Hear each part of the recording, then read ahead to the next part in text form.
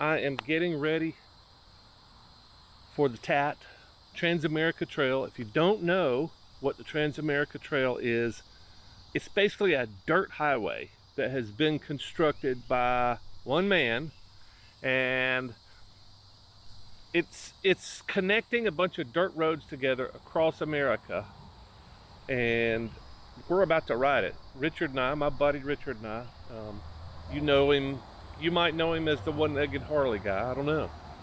Hopefully you've seen a few of the videos with him in it. But we're going to be leaving in a couple of weeks, and I wanted to talk about some of the changes that are going to happen to me, hopefully, in the next couple of weeks, and then hopefully for the whole time we're out doing our little adventure. Mentally, I'm ready for this adventure. Physically, I'm nowhere close. And I think it was 3-4 weeks back when this thing started gelling, started coming together. I started thinking, man, I need to lose some weight. And then I started trying on some gear, and I was like, man, none of my mesh off-road stuff works anymore. It doesn't fit anymore. And I know I'm fat. I have been fat most of my adult life. Believe it or not, I was actually skinny when I was a young man. And I was so disgusted by being skinny, I went the opposite direction. I built up some muscle, and I started eating, and like most people, you hit this wall when you're not growing anymore and your metabolism slows down. And I just never really paid that much attention to it until I was getting pretty chubby in my 30s, and I never really did anything serious long term to remedy that. And that's what I'm going to do this trip. Started about 3 weeks ago. I got back on my keto diet, and I don't want to go into a lot of detail about keto because a lot of people have some misconceptions about it. But if anybody wants more details on how that actually works for me, it's worked for me in the past. It's been pretty dramatic success. Just kind of staying on something consistently is hard for me, especially because of beer. It's not just beer. I love food, and I love bad food. Bad food is so delicious. Depending on which chart you look at, I am about 50 to 80 pounds overweight, which is extraordinary, which means I fit in the category of morbidly obese. It means I'm going to die because of my obesity. Heart disease, stroke, diabetes, kidney failure, all those things that come with being fat. It appears that I'm going to die from one of those diseases associated with obesity. And I'm simply trying to extend my life by changing my behavior. And as a result, hopefully I will be able to extend my life, get better flexibility, exercise easier, and be able to do the things that I'm going to be doing on this Trans-America trip. I think the biggest thing for me with this trip is I'm going to get plenty of exercise. I don't think exercise is the important thing. Hopefully by the end of the trip, I'll be able to lift my motorcycle, unlike last time. It's a much lighter motorcycle, so that shouldn't be that much of a problem. But yeah, so it's about losing weight. I am hoping to lose at least 50 pounds. I'm really trying for 80 pounds, so I'd like to get down into the lower 200s if I could. I'm at 311 today. When I left for Chicago, I was weighing in at 331, and I didn't do that well up there because Keith and his wife eat carbs, and they were feeding me, so I didn't want to say no. I'm not going to eat the food that you're serving me. And I don't want to blame anything on those guys because it was everything I ate up there was delicious. It was fantastic, in fact. But I didn't make the headway that I was hoping for. So, in other words, I was feeling pretty confident that before I left for Chicago, by the time I got back, I'd be down below 300. And I haven't done that well since I've been back. But for the last week or so, I've been doing very well. In fact, I fasted for 2 days, and I never even got hungry once. What does that tell you? What does that tell you about how our brain works? 50 to 80 pounds overweight, depending on which chart you look at. I'm weak. Physically, I am weak. I would say I'm half the man I was 20 years ago when I actually did stuff physically. I'm half the man.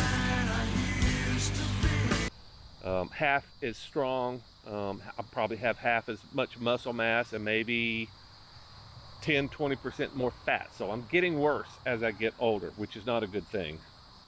I can't lift my motorcycles easily, so that's a big red flag.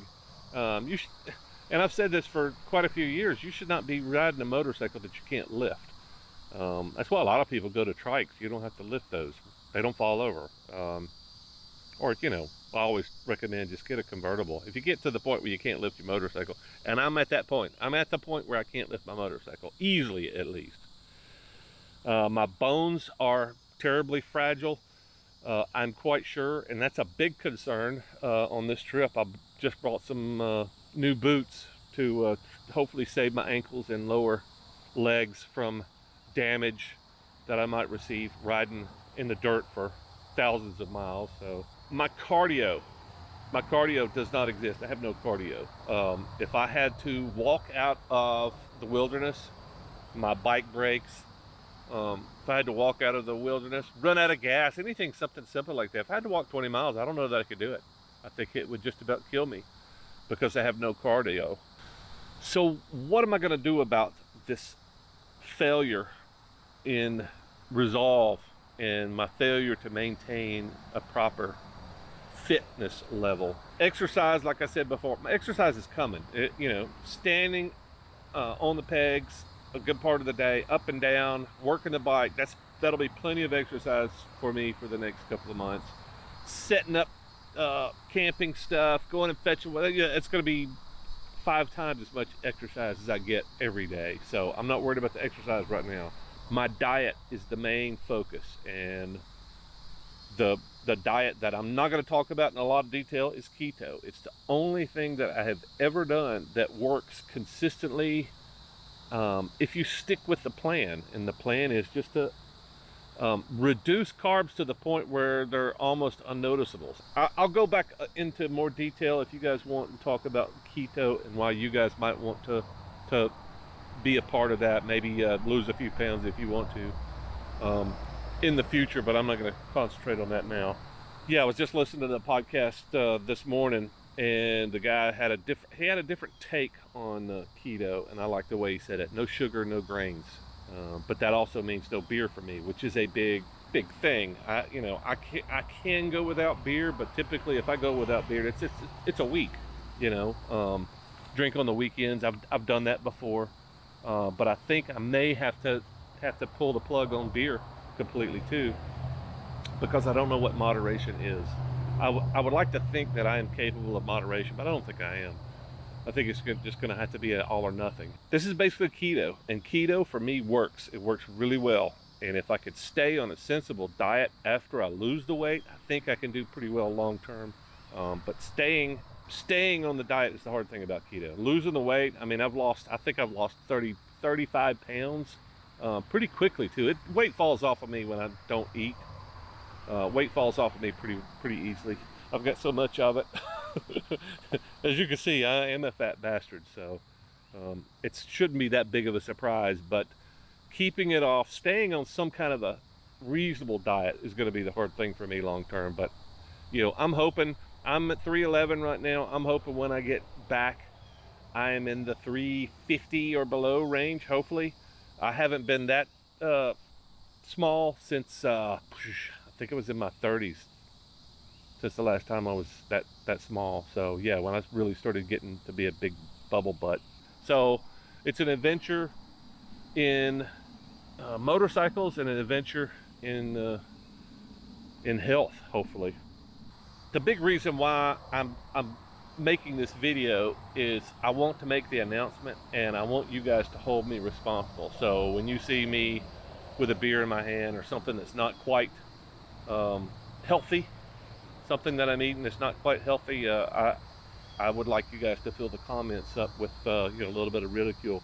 I don't think fat shaming is a thing. I think a lot of people have been in the comments recently talking about, you guys need to get to the gym. I think that was one of the recent comments. Those comments don't bother me,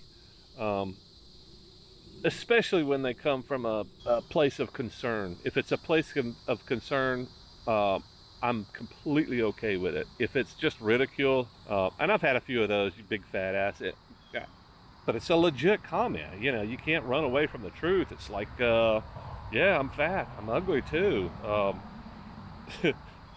and my mom dresses me funny.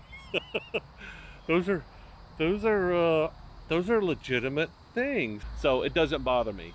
Um, Drop a comment if you see me eating something poorly. That's part of this. That's part of this exercise. Is me getting it out there, saying, "Hey, this is my plan," and you guys hold me responsible. In addition to that, I would also like to invite everybody that's not feeling their best, or that maybe is feeling a little bit of the weight of their years. I think most of the people that watch my videos are similar age or closing on my age or past my age. So I would invite everybody that's gained a few pounds to do something at the same time, and we'll see who does the best on the journey.